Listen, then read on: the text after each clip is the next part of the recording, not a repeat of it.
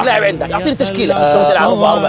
4-4-2. في مراكز ساختار. انا احبه صراحه، احبه كثير. تخيل اختيار غريب من زماننا الحالي. نبدا مركز الظهير ايمن. الظهير الايمن داني ألفيش. قلب الدفاع الاول سيرجيو راموس. قلب الدفاع الثاني الى جانب راموس كارلوس بيول.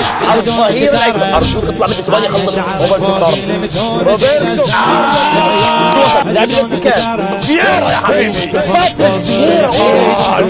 باتريك فييرا الفرنسي الان 10 فرنسي مدرب كريستال بالاس ولد 1976 تروح 90 سنتيمتر. طبعا الخطه هي 4-4-2 جنبه اللي هو الاسطوره زيدان. شقق CAM يصنع الالعاب الجميله. زيدان مركز 10 صانع العاب. مين يمين ومين شمال؟ الاسطوره المعجزه ليو ميسي.